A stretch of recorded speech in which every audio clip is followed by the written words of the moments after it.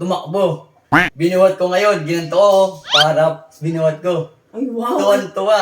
Ang sweet. Hindi, syempre, inaano ko yung moment ba, yung ano, yung mga oras na yun, in-enjoy ko yung mga moment.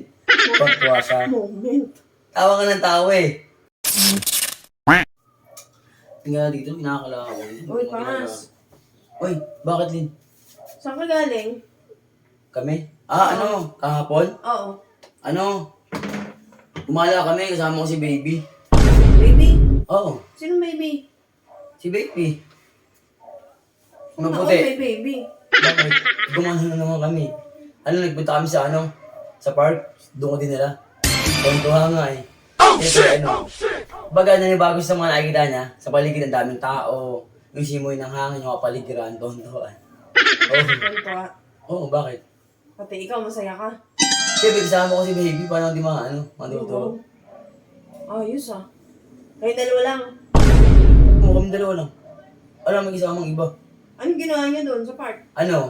Nung pumunta kaming park, di ba, hindi naman niya alam yung mga pagkain sa street food, yung mga fishball, yung mga squidball, mga ganon. Oh. Kumain kami. Ngayon, pagkakakain namin, syempre, hindi naman niya, alam kung paano kainin, di ba? Oh, shit. Ginagawa ko. Bumuli ko, di ba? Sinusubuan ko, tuwan-tuwa. Di ba ako matulungan ng sus eh?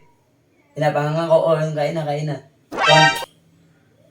Ganyan ka pa eh. Hindi, syempre, nahirapan siyang kumain dahil taga-probinsya kasi yun. Paano siya makakain na maayos? Eh, ba't wala bang kamay yun? Kailangan.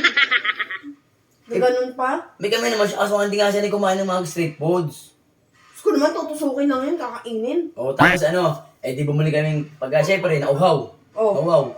Alam mo yung mga shake, yung mga ganon, yung mga mango shake. Oo. Marami kasi doon. Tinanong ko siya ang paborito niya. Ang sabi niya, mango daw, mango shake. Di binilang ko. Hindi niya alam kung paano itusok ko yung straw. Tinusok ko, pag tusok ko ganyan, Gusto ko naman. Tutusukin lang, ikaw pa magtutusok ng straw. hindi nga nakali eh. Pag tusok ko ganyan, tapos pinasubo ko sa kanya ganyan. Tapos sip mo, sip. Wow. Oh, Sip. tuwan-tuwa talaga, tapos alam mo ginawa ko. Sipuhin kita eh. Ito na. Kaya ito kasi nangyari. Ito na. Tapos ang ginawa ko, di ba, nasa park kami. Oh. Palubog na yung araw. Medyo pahapon na, di ba? Tumakbo. Binuhat ko ngayon. Ginanto ko, para binuhat ko. Tuwan-tuwa. Ang sweet. Hindi, siyempre, inaano ko yung moment ba, yung mga oras na yun, in-enjoy ko yung mga moment. Tuwan-tuwa siya. Moment. Tawa ka ng tawa eh. Tuwan-tuwa talaga. Kung andun ka lang, makita mo yung reaction ng mukha ko. Tsaka reaction ng mukha niya. Grabe. Napakasaya talaga. Hindi ako natutuwa.